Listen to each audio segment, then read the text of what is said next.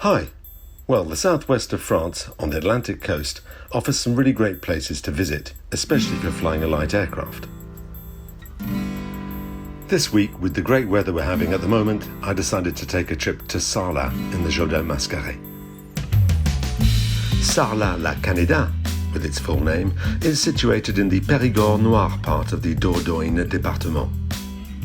From Arcachon, it's about 3 hours drive. In the Gironde, it took 1 hour and 15 minutes. If you do decide to visit Sarlat in a light aircraft, take a good look at the visual approach chart before you fly. There is a zone just to the south of the runways, which is strictly forbidden for overflying. This is because this zone contains an antenna array, and if you do unfortunately fly over it, there's a strong chance that you'll get a visit from the police once you're on the ground. While we were visiting the airport, the police were actually looking for one particular aircraft owner who'd done just that. You must take care not to overfly the beautiful medieval village of Dordogne, which is close to the final approach course. We'll see more of that when we take off again to leave Sarlat.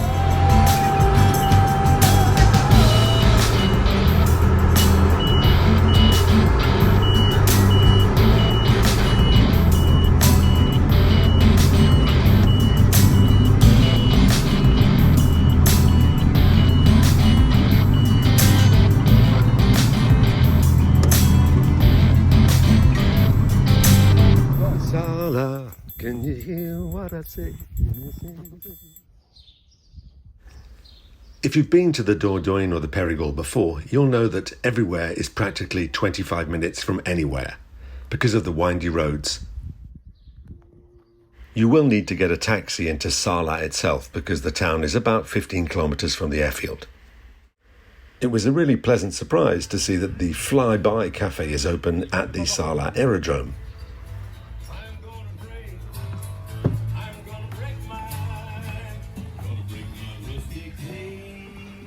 Sarlat. This is a really cool initiative. An airfield in France which has a bar restaurant right next to the runways and a little water feature.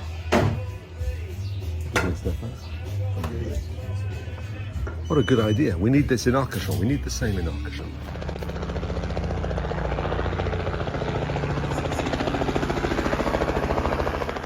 Great idea. It's not open all year, but it's open during the season. At the moment it's very quiet, as is a lot of the southwest of France at the moment. For the summer season, it's strangely quiet. Anyway, really great idea. And there's some unusual planes here too.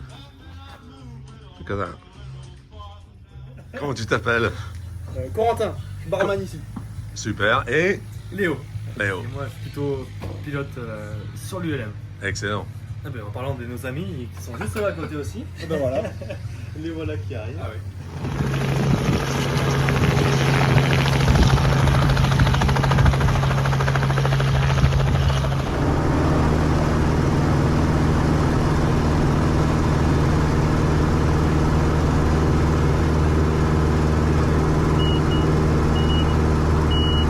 Taking off on runway 28, heading back west towards Arcachon, we flew over some amazing scenery, including the winding Dordogne River, medieval castles, the beautiful village of Dordogne, and some amazing scenery.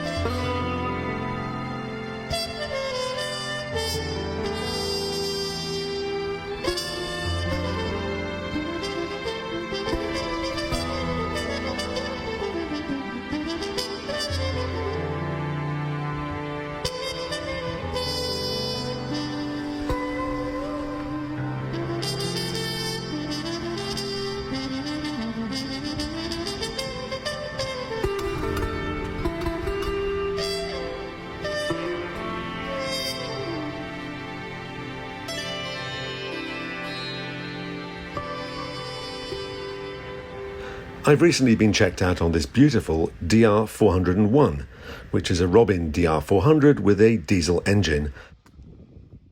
On Sunday, we took the aircraft up to Soulac-Sur-Mer, further north up the coast, right near the estuary of the Gironde. By road, it would have taken us about 2 hours to get there. By air, it took us about 40 minutes.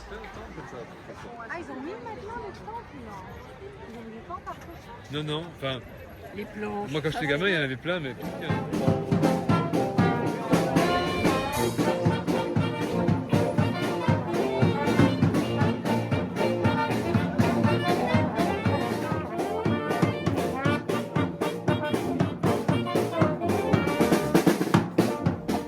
Soulac has got some outstanding architecture, and this beautiful church, which was actually buried under a huge sand dune for over 100 years, from 1750 approximately until 1850, when the townsfolk finally got the courage together to dig it out. When's the last time you saw one of these parked on the apron? Well, if you do find yourself flying around this part of France, there is another place you must see, which is the Phare de Dordogne. It's the oldest working lighthouse in France, and was built between 1584 and 1611. If you want to visit the inside of the lighthouse, there are regular boat trips that will take you there, but seeing it from the sky really is something different. The lighthouse itself is located a few kilometres west of the estuary of the Gironde. I've flown over this lighthouse several times, but I still think it's incredible how they managed to build such an edifice in the 16th century. And so after a great visit of Soulac and a flight over the Phare de Dordogne, we headed back south down towards Arcachon, in rather bumpy, hot weather. The advantage of flying with Stéphane is that he's not just a very good friend, he's also a very good flight instructor, and he can sometimes pull a few surprises on me to keep me on my toes. In this case, Stéphane suggested I practice a power-off landing, which simulates what I would do if I had an engine failure on the downwind leg.